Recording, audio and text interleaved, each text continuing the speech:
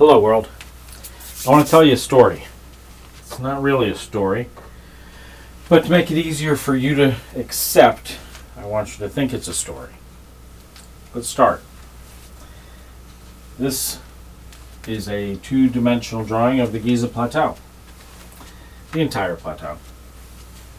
This is a top-down view. North, south, east, west. This right here would be north. This right here would be south. What is it? West is the far side and east is this side. Okay? You got that? Let's just pretend we're out here today. And we're not going to make any changes to the structure except for the areas we did damage to it. And we'll go over those as we rebuild. First off, there's a road that comes up here right now. It stops at the eatery up there if you drive all the way up. So let's just pretend we're going to get a bunch of fracking trucks. It's a fracking truck. They're the tanker trucks that carry water instead of they're called frack juice. We're going to bring a bunch of those up, only we're not going to use frack juice. No. We like our environment. We're just going to use normal everyday water. Wherever we can find it, we don't care. In fact, I'd say we could steal it from there, but we'll get into that. Bring it up here and start dumping it. What's going to happen to the water? Well, first, the way it looks up there, looks like it's going to pool a little bit. Then after it pools, it takes off in three different directions, which kind of gives me the idea they had some flow control. But one of them would go down towards what we like to call the Great Giza Pyramid. I was going to start at an elevation of about 80 feet, so it's up here and it's to the back there. And it's going to flow down towards the structure. Now, as you know now, we've dug down to get to the ground level, but at the time, ground level was about 20 feet higher. And it was at the elevation of approximately where they broke into the thieves' entrance. So we're going to refill the sand up to that level. In fact, we're going to go a little bit higher and we're going to scoop it out and make a little pond there. We're going to make a pond so that the water comes and it pools around the side like so. That's all it has to do for now. All we have to do. We're going to build the system later. Build on the system later. But for right now, that's all it has to do. So it does that until it pools and falls into the system. It's going to pool here and spill into the system. Now if it spills into the system, it's going to saturate the whole system. No problem. We're not going to draw a bunch of blue in there because I have to change the colors back and forth later. But it just fills the system. Now it's going to only fill up to the point where, and I kind of got that close, but I'm going to draw it again. I need a black pen. The hallway that goes to the arc chamber, that they call the Queen's Chamber, it has a spillway that goes down, and it has the area, like so, that goes down. And the area outside, it has its spillway that goes down. It's actually like so. The water is going to fill to there. It will not fill into this chamber. The water will fill the entire system up to that point and it will stop. Now there are controls that we'll discuss out here that maintain that level, but for right now, that is our pool, that is our system there, filling it up to there, and it fills and it stops. End of story. Clean this one section. We'll go on to the next. That water will, from there, I don't know which direction it spilled off, but it probably would have had a control that on the outside could overflow. And I think it would have gone this direction, but that's not super relevant. The other flow would be into this section here. Now from here, I do not believe it flowed over the top of the wall. This is a fairly high wall. You're not going to climb it. It's pretty high. Okay? I think it came out of the inlets that are half a dozen feet high and would spill into there. And when you look at the area out here where the wall is, it comes across and it goes up till it gets to the surface of the pyramid. Now, it's not quite that drastic. This is only like a foot or two, and this is like 20, 25 feet. So it's not quite there, but it's enough that if it was allowed to pool, it would pool away from the structure. It would actually pool out and fill that area outside the structure. Now I only show that because you gotta remember this whole thing is on a downslope. It's built like a catcher's mitt kind of. This is a higher elevation and it goes down. And when you look at it, this structure is actually chiseled into the elevation of the structure and would only pool in this area here. This area here. Okay? Now let me erase that. We'll go on to the next one. I'll do it with my nice eraser. Okay, well, there it is. Boom. Let's go on to the, where were we? All right, from here, it looks like it overflowed this side.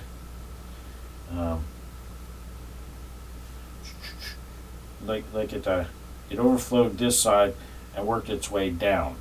Now I could be potentially wrong, and scarring will show, but it also, well, that's what I believe so far, and worked its way down and filled into a pool here.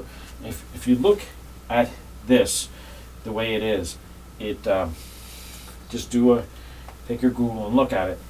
Just imagine you can see the scarring where it kind of wrapped around where the water was coming around both sides, but it didn't come down this channel. This channel is actually elevated. So it pooled around here where there are half a dozen holes. One of them, the super important one, is the Osiris shaft, the one where it goes down to the current day water table. That was the ground for the system. And then from there, it looks like it had a couple of pools. It works its way down where it rejoined the system before it spilled back into the Nile, working its way down and spilling back into the Nile. And since this was a set flow rate, I believe this had to be maintained at a set flow rate, the overage could have been here, and there was definitely looked like a flow that constantly came down here and pooled in this area where it has that huge hole. And that would be, I believe, the conduit. It's either the fake ground for part of this system, this being the true ground, this being the fake ground, just like within this structure, this is the fake ground, and this is the fake ground within that room. Whatever ambient electrostatic energies in the room the difference, the delta, the difference between it and earth ground. Whatever that difference is, there's energy at play there. And that's how the entire system works. When we get deeper into it, I hope we're going to find that within this section, there is also an earth ground. And at some point within the Osiris shaft, if not the floor itself, there's an earth ground within here, if not the water table itself, that being the as ground as you can get. You're tapping right into the water table of Mother Earth. Anyway. One of the reasons I believe that this spilled this direction is because part of the outflow comes from here. There's a flow control. This room in here is part of the pressure control. That room is, this structure here is part of the pressure control within the system, as far as the pressures of the waters to maintain the control within this system and within the lower section of this system. I guess we could get into the internal, part of it. Within here, before it spills over, at that same elevation is this pool outside of this structure. That is fed from here, so that it comes in, however it comes in to feed out there, also feeds through and comes here. It comes into the conduit, so that the waters here are kind of shorted. They're at I don't believe they actually short to this pool. They may, but that really depends on elevation. And the way I see the elevation of the system, I think that this, since it is 5 feet higher, is coming in from the conduits that are about 5 feet higher on the wall there. And there are conduits actually at the ground level here that may be, that they go down a little bit into the system, not a lot, but that would be grounds out here within this pool table to play with the water and energies inside when we actually get into all the workings. When, like I said, you got to keep in mind the resident ambient frequency and force, what wants to dissipate what way, what energies want to go where, and that's why there are pressure bubbles and antennas of sorts all over the system. When you understand the flow of the waters and what it's doing, it kind of makes a little bit more sense as to the next step up. So I was going to discuss a little bit in here. Let's discuss a little bit in there. Inside here, the whole system here is below the outside water. It's even below the water in here, which is more important, but it is below the outside water. The water, the outside water, the base of it comes down into the system, comes across. There's a tooth here. It's very important. And there's actually a little pressure inlet. Forget that. Then it comes across. And then we have the system inside, which goes down, across, back, down. Now, this, if you look at how it's configured, this actually goes out. If I was to draw it, it's actually north and south, but I guess drawing it the other way. That comes down and across and then up into the system, and then across. And then this whole bit, the whole rigmarole there is below the elevation here, because what they're doing, I believe what they're doing, is they're catching the condensation within this chamber. Their glory condensation is the one at the elevation, which is lower than that little up valve there. You know, pressures, they're playing with the pressures in here. The pressures dictate what gases solidify to where, and then their glory hole is getting it there, filtering it down here. You notice there are two openings here. That one opening there, that is going to pool into the opening underneath there, and somewhere within there is a conduit. It doesn't even have to be big, that feeds over into this third system. That's where they're taking the heavy water that they're getting to condensate, pulling it into here, and then milking it into this system. As the water goes up, it milks over into this system. Now within this system, they're keeping it trapped within the system, because this little hook that goes up into the system goes up at an elevation which is up into there, up into what the arc chamber, the queen's chamber, that like to call it, so that the gases and waters within here have no way to escape. They can't get up that elevation, because when they build up the pressure to go out, they're released on this side down into the spillway and out through there. So they can't break that barrier, and they until on the outside where the opening is, a little suction is provided, which will pull out the water, and that gas or liquid, whatever it is then allowed to be milked out of the system. That is the opening on this side, where they have that little opening, and there's a bunch of stuff there. There would be another pool of water there, and that would be at a little bit lower elevation than this, which would allow them to ensure that, since this is, I believe, under a slightly negative pressure, would allow those waters to be like sucked up in to maintain the pressure sucked up. They would have to add a vacuum to pull the liquid out to get those gases out, and that gas somehow is maintained, the whole system is maintained at a slightly negative pressure. So it would be like if you were in one of those hospital rooms, be a negative pressure room. It's always pulling in because the condensation on this side is creating a vacuum, and the way it traps it up there, it's creating a vacuum. Oh, I didn't. Once this is saturated in the waters, I didn't really get into it. What's occurring? We'll go over it because it is water. We need red and green, and we need blue.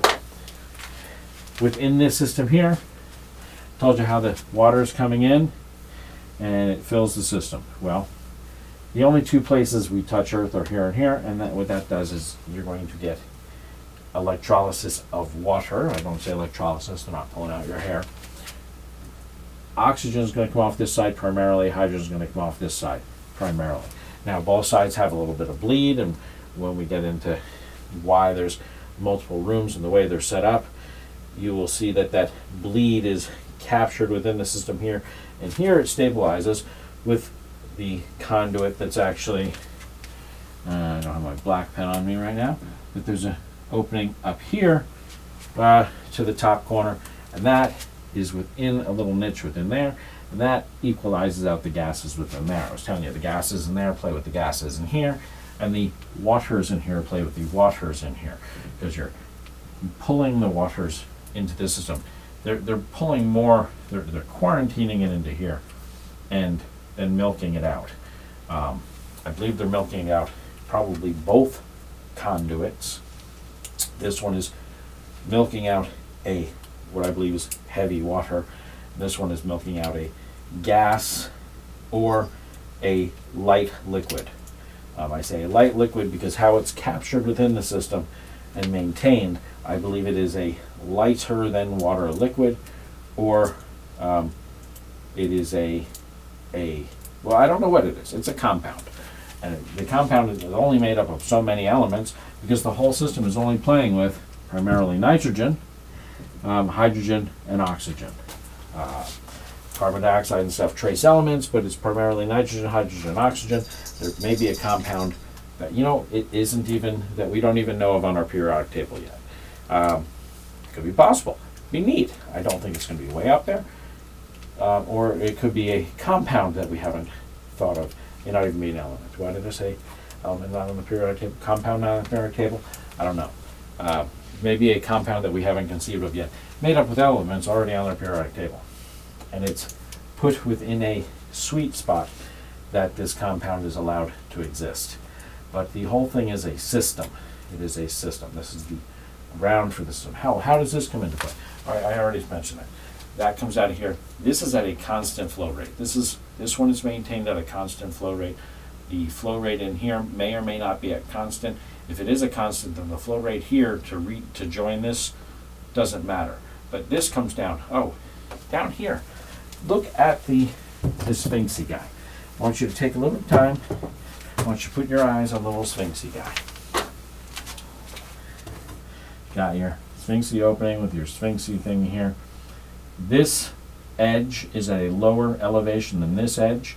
And you'll notice there's some brickwork over here. Told you the waters from this side come over here. They're going to come to the side of here, and they're going to work their way and come down and only spill in at a lower elevation. The waters from here come down. You notice that there's like a retaining wall there. The water's pooled around. There's a waterfall area where it channels it. Waters came into there and then spilled in. Now some of it, I believe it looked like overflow would come around the side, which is what gave weathering there. And in fact, this pooling right here may have been designed to allow a flow evenly from all sides. It may have been engineered, and there may be superstructure there that we don't see because it's since deteriorated. Maybe some woodwork and stuff like that has long since deteriorated while the rocks stay. But you can easily see how there is a channel that comes down from the side, pooled up there, and then right about up here would be where that huge hole right there is. Okay, that is I believe, fictitious ground for the system, with this being the true ground, and they're going to play with the energies just like I suggested to you in some of my other videos, how they're playing with the energies in the arc chamber, how the niche is off to the side, and how this conduit is about 6 inches deeper into the room, where that energy wants to get to here, which is the true ground, which goes to Osiris's shaft. It takes conduit, goes from there to Osiris's shaft. That is the shortest distance to ground, but it can't make that arc jump, so it arc jumps to this side where it's trapped within the system. That shorts to over here into this system, and when it shorts over to here, it is pooling that energy, and that energy is utilized as the system works, and it's squeezed into the system. What I mean by squeezed into the system, I mean it is utilized to have the reactions of the compounds joining by utilizing that energy. Just like up here, the spark is utilized to create the furnace of the hydrogen and the oxygen burning together. Now, the nitrogen is also in the room, and I do believe we're going to get some play with nitrogen. Something is going to happen. The nitrogen doesn't just go away. And the way it depletes the oxygen, still remaining hydrogen, I think the nitrogen and hydrogen play together, and we're probably going to wind up with some ammonia or something like ammonia. This is where it goes into a compound we're not quite familiar with. And that may also be at play in the whole system. I'm not leaving anything out. I'm really looking for the truth, and I'm trying to get science, experimentation, some homeschool kid, some Mensa kid, some Waldorf kid, whatever the name is, ones that aren't allowed to use electronics until they're into their teens. Please, this is a system, and I need your help to get the answer. My theory, my suggestion, my solution, the way I view the system is resonant ambient frequency and force. Everywhere you have to pay attention to what is happening. The system is awesome. What's best, the best part of the system is everything you can't see. All the elements that are at play that you can't see, they're not there. The system has a million moving parts, and none of them you can see. Like the wind, you can't see the wind, you can see what the wind does. Water, you can understand how water pressures are working. This is a beautiful system. I couldn't have designed it better. I don't have to change any of the physical pieces, characteristics, they're all there. We can get into how, if you actually look, where did I put my pens? There they are. You actually look at this system, there's actually a catch for the waters. There's a separator, so the heavy waters can go down, but the regular waters pool. So this is actually a little bit lower. Take a look at it. You know what? I'm not gonna. Here's a little quick image of it. Okay, I didn't make this drawing up. Somebody else did. I wish I could get the image without this little red thing on it. I'm doing it backwards because I'm looking at it the wrong way. This red thing on it, but that image is somebody else's creation, and I agree with it 100%. Even the bit mirror image here. This part right here. Part right there where it's got the separator I was talking about, and the tooth that's right here at the bottom. Talking about that too. Okay, it's all there. I'm not wrong pictures. Touched it funny and it disappeared on me. I hate when it does that. Go back to it. There it is. Okay, little tooth I was talking about. Right there. You can see the little tooth. Okay, I'm not making any of those pieces up. They're all there. They're there for the pressures, having nature do the work. Nature is doing the work here. There's not a lot of stuff to be done, but it's a simplistic. It is a word that I think the magnet guy said. Simplistic. It's simple, but it's not. It is all straightforward. I don't have to make up pieces or parts. It's all there. It's in your face. Help me spread the word. Thank you. Have a nice day. Great GIZA Pyramid. Answer any questions or problems. You have a wonderful evening.